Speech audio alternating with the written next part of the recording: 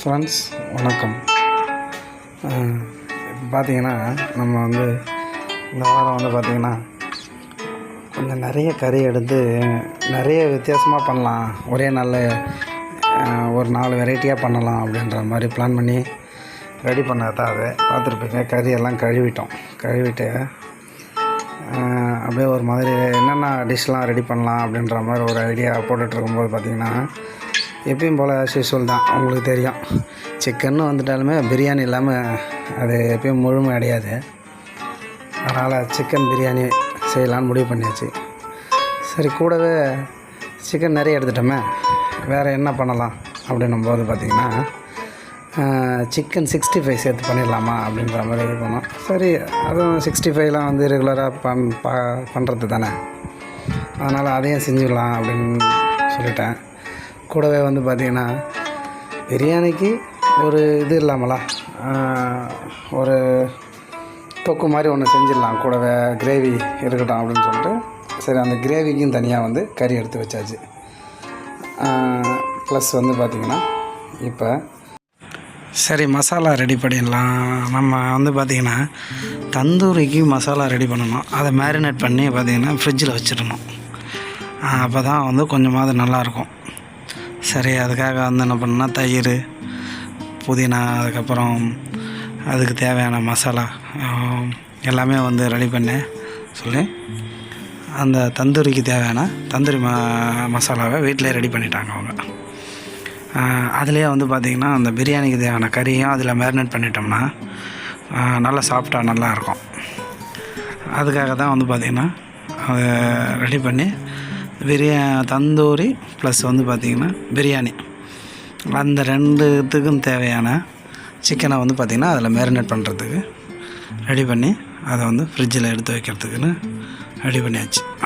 பாருங்கள், நீங்கள் பார்த்துட்ருக்குது வந்து பார்த்திங்கன்னா அதுக்காக ப்ரிப்பேர் பண்ண அந்த மசாலாவும் அந்த கறியும் தான் ஃப்ரிட்ஜில் வச்சாச்சா. அது ஒரு 2 hours வேகட்டும்.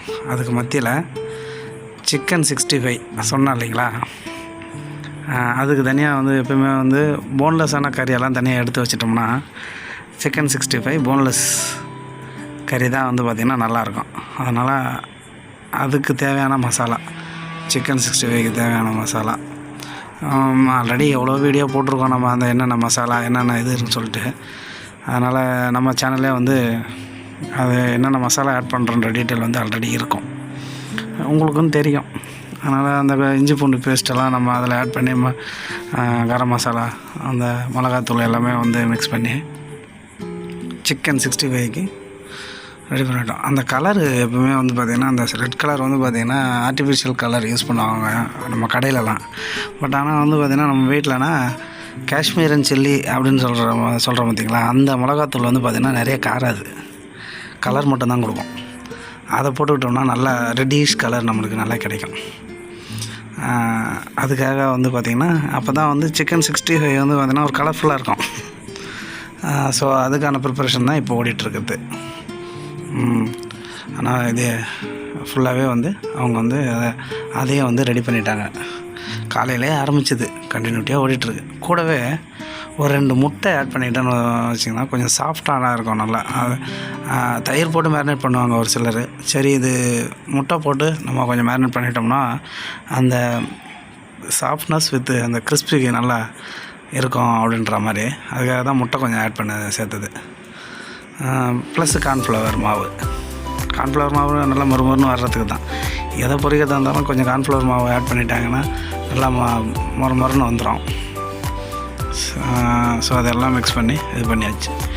இப்போ பார்த்திங்கன்னா அது 2ம் கறியை வந்து நம்ம செப்பரேட்டாக ரெடி பண்ணி வச்சதுக்கப்புறம் பிரியாணிக்கு தேவையான பொருளெல்லாம் நம்ம ரெடி பண்ணிடலாம் அப்படின்னு சொல்லிட்டு வெங்காயம், தக்காளி. பிரியாணிக்கு மெயின் டிஷ்ஷாக வந்து பார்த்திங்கன்னா வெங்காயமும் தக்காளியும் தான் வந்து அதில் மேக்ஸிமம் யூஸ் பண்ணக்கூடியது.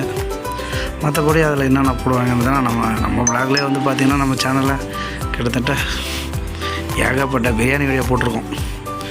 ஸோ அது கூட இது ஒரு பிரியாணி வீடியோ. அதுக்கு இது நம்ம அந்த அரிசி, நம்ம சீரக சம்பா அரிசின்னு சொல்லக்கூடிய அந்த பச்சரிசி இதை நம்ம ஆட் பண்ணிக்கிட்டு எடுத்துக்கிட்டு அதையும் தனியாக ஊற வச்சுட்டோம். ஃபுல்லாகவே இப்போ வந்து எண்ணெய், கொஞ்சோண்டு நெய், எல்லாம் வந்து ஆட் பண்ணிக்கிறோம் நல்லா. இது ஆக்சுவலி வந்து பார்த்திங்கன்னா மாற்றி சொல்லிட்டேன் பார்த்தீங்களா. இது வந்து பார்த்திங்கன்னா தொக்கு, பிரியாணிக்கு கிரேவி அது செஞ்சிடலாம் அப்படின்னு சொல்லிட்டு முதல்ல அந்த எண்ணெயை போட்டு எண்ணெய் ஊற்றிட்டு இஞ்சி பூண்டு பேஸ்ட்டு, வெங்காயம், தக்காளி எல்லாம் போட்டுட்டு நல்லா வதக்கிட்டு அதுக்கு தனியாக கறி வந்து பார்த்திங்கன்னா அந்த தொக்குக்குன்னு தனியாக இந்த எலும்புகளாக இருக்கும் பாருங்கள், அந்த சின்ன சின்ன பொடி கறியெல்லாம் இருந்தது, அதெல்லாம் தனியாக எடுத்து வச்சு அது தொக்குக்கு ஏற்பாடு பண்ணிக்கிட்டோம். ஏன்னா பிரியாணிக்கு தொக்கு இருந்தால் ஒன்றும் கூட பெட்டராக இருக்கும். மேக்ஸிமம் கடையிலலாம் வந்து பார்த்திங்கன்னா தொக்கு வைக்க மாட்டாங்க, தொக்கு கொஞ்சம் தண்ணியாக கொடுத்துட்டு கத்திரிக்காய் தான் பச்சடி பண்ணிவிடுவாங்க. இங்கே வந்து நம்ம கறி தொக்கு பண்ணிடலாம் அப்படின்ற மாதிரி பெரிய டாஸ்க்காக வந்து க்ரியேட் பண்ணி கொடுத்துட்டோம். சரி கையில் எடுத்துட்டோம், செஞ்சு முடிச்சிடலாம் அப்படின்ற மாதிரி ரெடி பண்ணிவிட்டு கொண்டு போனது தான் இந்த வீடியோ. ஆக்சுவலி இது ஒரு பெரிய வீடியோவாக எடுத்தது, ரொம்ப சுருக்கி அதுக்கு கண்டென்ட் ரெடி பண்ணுறதுக்குள்ளே போதும்னு ஆயிடுச்சு, முடியலை. சரி ஒரு வழியாக என்ன பண்ணாங்கன்னா அவங்க தொக்குக்கு ரெடி பண்ணிட்டாங்க. இப்போ நீங்கள் பார்த்துட்ருக்கிறது பார்த்திங்கன்னா அந்த தொக்கு தான். நல்லா அருமையாக இருந்தது. சாப்பிட்டு முடித்ததுக்கப்புறம் நல்லா தெரிஞ்சுது. ஸோ பார்த்திங்கன்னா அந்த தொக்கு இப்போ ரெடி ஆகிடுச்சு.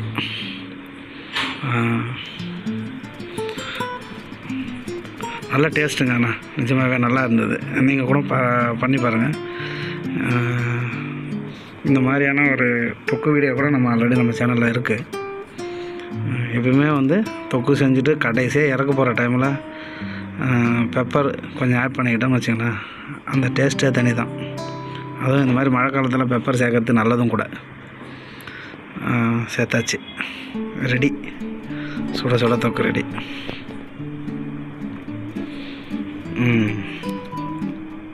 பாருங்கள் அதுதான் இறக்கும்போது ஆஸ் யூஷுவல் தான் கருவேப்பிலை, கொத்தமல்லி எல்லாம் போட்டுவிட்டு இறக்கிட்டோம்னா அந்த ஸ்மெல் வந்து அப்படியே நிற்கும் நமக்கு.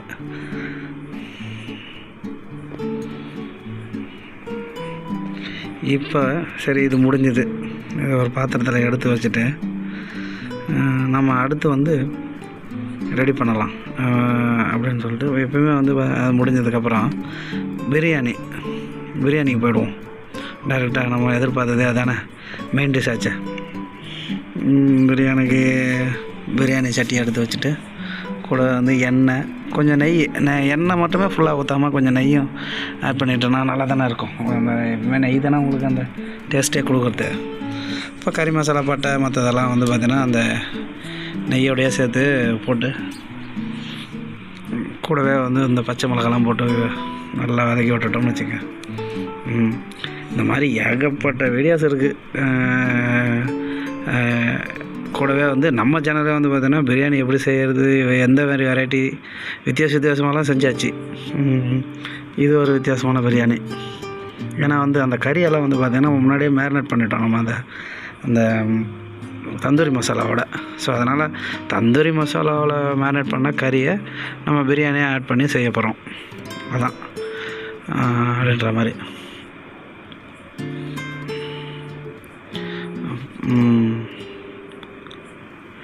பிரியாணி ப்ரிப்பரேஷன் ஒரு பக்கம் ஓடிட்டுருக்குது. அது மத்தியில் பார்த்திங்கன்னா சரி டைம் பார்த்திங்கன்னு வச்சிங்களேன், காலையில் ஒரு 8-9 மணிக்கு ஆரம்பித்தாங்க, கடந்துருச்சு ஒரு மணியாக கடந்து போயிட்டுருக்கு. ஆனால் மதியானம் டைமும் முடிஞ்சிருச்சு, ஒன்றுமோ பிரியாணியே ஆகலையே அப்படின்னு பார்த்தா சரி ஓகே ரெடி பண்ணிவிடுங்க, நம்ம வேறு டாஸ்க்கு பெருசாக கொடுத்துட்டோமோ அப்படின்னு நினச்சிட்டேன். சரி டாஸ்க் பெருசாக இருந்தாலும் செய்யணும்னு முடிவு பண்ணி இறங்கியாச்சு, களத்தில் இறங்கிட்டோம். அதனால் பிரியாணியை முதல்ல முடிச்சு விட்டுட்டு அதுக்கப்புறம் பார்த்திங்கன்னா இன்னும் 65 எல்லாம் இருக்கே, அது வந்து ஒரு பக்கம் ரெடி பண்ணணுமே. பிரியாணியை அப்படியே ஊற்ற முடியாது உங்களுக்கு, அந்த டேஸ்ட் கிடைக்காது உங்களுக்கு. அதில் கொஞ்சம் நல்லா கான்சன்ட்ரேட் பண்ணி செஞ்சிடணும். அதனால் அது ஒரு பக்கம் அந்த ப்ரிப்பரேஷனில் ஓடிட்டு இருந்தது. பாருங்கள் நல்லா சூப்பராக மசாலா ரெடி ஆகிடுச்சு, பிரியாணி மசாலா. அப்படியே கறியை போட்டு பாருங்கள் அந்த மேரினேட் பண்ணல நம்ம அந்த தந்தூரி மசாலாவில் அது இந்த ஃப்ரிட்ஜில் எடுத்து வச்சுருந்தேன் கொஞ்சம் அது இப்போ அதை ஆட் பண்ணியாச்சு.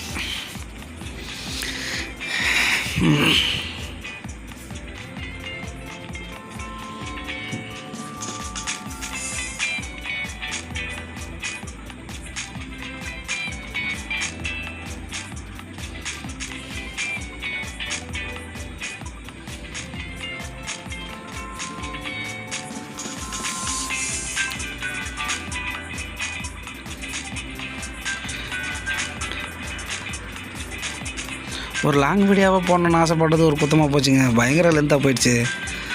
சுருக்கி ரொம்ப இது பண்ணிட்டோம். பாருங்கள் ஒரு வழியாக பிரியாணியை அரிசி போட்டு ஒரு பக்கம் அதை கொதிக்க வைக்கிறதுக்கு ரெடி பண்ணிட்டோம். அது ஒரு பக்கம் கொச்சிட்ருக்கட்டும் அப்படின்னு சொல்லிட்டு இந்த கேப்பில் 65க்கு வந்தாச்சு. சிக்கன் 65. இப்போ பாருங்கள் நல்லா தெரியுது அந்த கலரெல்லாம். இது ஒரு பக்கம் பிரியாணி இப்போ தான் கொதிக்க ஆரம்பிச்சிருச்சு. உடனே அரிசியை போட்டாச்சு. பிரியாணிக்கான அரிசி ஆல்ரெடி ஊற வச்சுருந்தது, நல்லா ஊறிடுச்சுங்க. அது நல்லா ஊற வச்சு அதுக்கப்புறம் போட்டோம்னா நமக்கு நல்லா சூப்பரான ஒரு பிரியாணி ரெடி ஆகும். அது நல்லது. பார்த்திங்களா நல்லா கொதி வந்துடுச்சு. பிரியாணி ஆல்மோஸ்ட் ரெடி ஆகிடுச்சு ஒரு பக்கம்.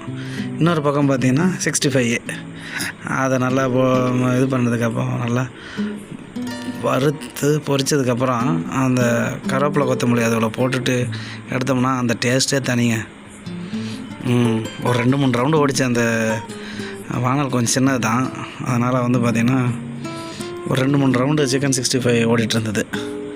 ஒரு பக்கம் பிரியாணி, இன்னொரு பக்கம் சிக்கன் 65. அதுக்குள்ளே பார்த்திங்கன்னா 2 மணி கடந்துருச்சு. சரி பசியாக பயங்கரமாக இது பார்க்குறதுக்கும் ஒரு விதமாக பசி எடுக்குது. சரி நம்ம ஆசைப்பட்டுட்டோம், செஞ்சிட்டோம், சாப்பிட்ருவோம் அப்படின்னு சொல்லிட்டு நம்ம வீட்டில் அன்றைக்கின்னு வந்து பார்த்திங்கன்னா கொஞ்சம் மக்களும் வந்து கொஞ்சம் அதிகமாகவே இருந்தாங்க. அதனால் இது எல்லாமே கரெக்டாக அவங்களுக்கு ஒர்க் அவுட் ஆகிடும் அப்படின்றத பிளான் பண்ணிட்டோம். பார்த்திங்கன்னா இது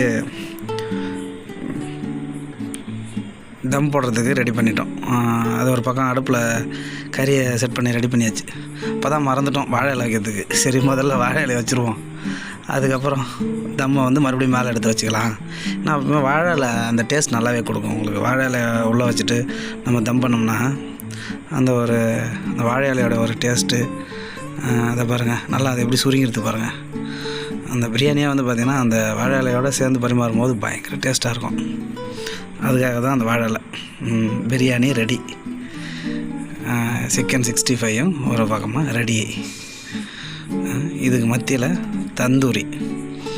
தந்தூரியும் வந்து பார்த்திங்கன்னா அவன் ரெடி பண்ணி ப்ரீ ஹீட் பண்ணி அந்த தந்தூரியை வச்சாச்சு. அது வந்து பார்த்திங்கன்னா பட்டர் அது மேலே வச்சுருக்குது. கொஞ்சம் அப்படியே லைட்டாக உருகி வந்துடணும்.